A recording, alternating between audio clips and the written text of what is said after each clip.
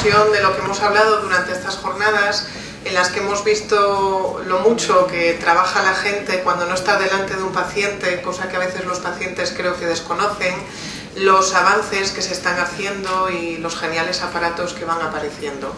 A pesar de todo, siempre queda un hándicap y es el propio paciente. A pesar de todos los esfuerzos que hemos visto hoy, siempre hay algún paciente que dice: yo en ese tubo no me meto. Y ahí empezamos a tener un problema. O hay un paciente que tras el primer ciclo de quimio dice que ya no va a volver a ponerse ningún ciclo de quimio más por los efectos secundarios. Por eso estamos integrados junto con el resto de nuestros compañeros, porque si después de tanto esfuerzo el paciente no quiere hacer lo que le estamos pidiendo, todo el esfuerzo de hoy por la mañana no serviría prácticamente de nada. Con lo cual, desde nuestra unidad, lo que sí que valoramos en principio es la capacidad para afrontar el paciente esa situación estresante que va a tener en ese momento. Para ello, vemos qué estrategias ha utilizado ese paciente en otras situaciones de su vida donde han sido igualmente estresantes. Esas estrategias van a ser efectivas solo si le ayudan a resolver el problema que tiene en ese momento. Es decir, a lo mejor tenemos que cambiar alguna condición ambiental, efectivamente a veces hay que sedarlos para poder hacer algún tipo de pruebas, a veces hay que modificar la percepción que ellos mismos tienen de eso que va a ocurrir o que va a acontecer, y con eso es suficiente para poder seguir adelante. Y en otras ocasiones hay que hacer un buen manejo de las respuestas emocionales que está teniendo el paciente y que le están condicionando en ese caso.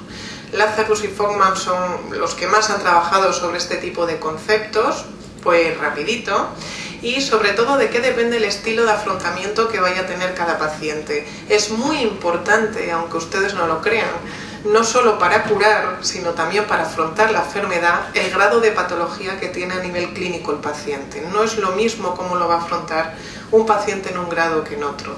Por supuesto, los efectos que van a surgir a través de los tratamientos, los efectos secundarios, y muy importante, el nivel y el modo de información que reciba el paciente. Tenemos pacientes que les estáis haciendo absolutamente de todo, pero que han sido muy bien informados y que soportan mucho mejor todo lo que está ocurriendo que pacientes con un pronóstico muchísimo mejor y que han sido bastante mal informados desde el inicio. Y por supuesto, aparte del apoyo social, las competencias personales que tenga el propio paciente y las alteraciones o problemas que haya presentado. Por lo tanto, intervenimos a nivel preventivo, es decir, quitando aquellos tipos de hábitos que van a hacer que todos nuestros esfuerzos vaya abocado a volver a recaer posteriormente. Intervenimos dando una información adecuada y preparando para los tratamientos a los pacientes. Igualmente, incidimos mucho en características que no me voy a detener relacionadas con los tratamientos, sobre todo con la quimio, sobre todo lo que son los vómitos anticipatorios, la ansiedad y las náuseas, y en radioterapia el pánico que tiene a que le quemen, a qué puede pasar si no controlan bien lo que me están haciendo, y sobre todo los efectos de fatiga. El dolor, tanto agudo como crónico, los problemas sexuales y sobre todo en aquellas técnicas que van a sufrir algún tipo de amputación los pacientes, no solo en mama, sino también en colostomía, en algún otro tipo de intervenciones que se hacen. ¿Por qué el cáncer, y en este caso el cáncer de mama, genera malestar psicológico? Pues cualquier enfermedad evidentemente lo genera, y yo creo que todos los que estamos aquí y hemos estado escuchando, si supiéramos todo lo que nos podrían hacer, aparte de lo malo que hace el tumor, ya tendríamos bastante malestar psicológico. Pero sobre todo que es una enfermedad crónica, es decir, no se cura. El paciente y el clínico muchas veces tiene una etiología desconocida, los tratamientos y sobre todo el significado social que tiene el cáncer para el paciente. Por lo tanto, esto es lo que siente más o menos un paciente que le acaban de diagnosticar un cáncer. Pasa de la preocupación al llanto, al odio y a la rabia. Solo comentaros que todas estas reacciones emocionales son un proceso, es decir, no es que se sienta mal en el diagnóstico y luego va bien. Tenemos pacientes que van muy bien y que cuando les dicen ya no vuelva, que está usted estupendo hasta dentro de 6 meses, es cuando empezamos a tener problemas con ese paciente.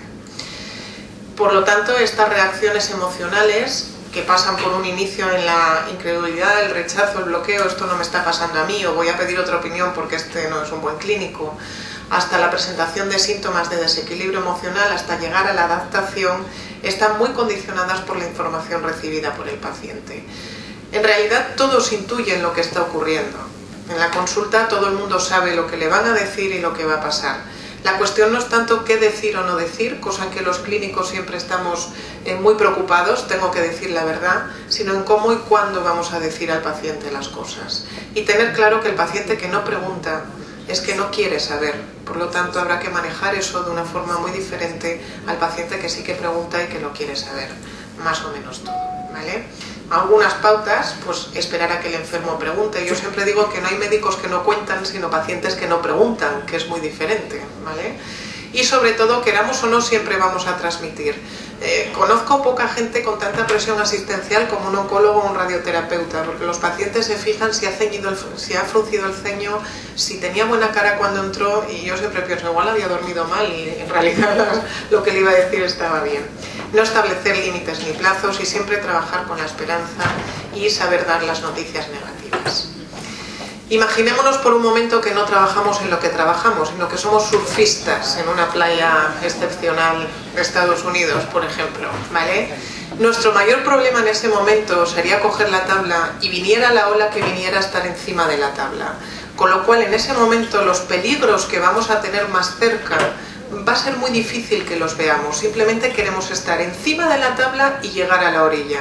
Pero cuando uno llega a la orilla es cuando se da cuenta del volumen que tenía la ola en la que estaba.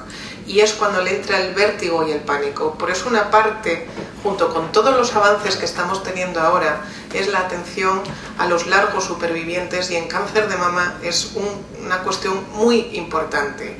Ya están en la orilla, pero no pueden dejar de mirar hacia atrás donde han estado en algún momento, y eso también es importante. Muchas gracias a todos.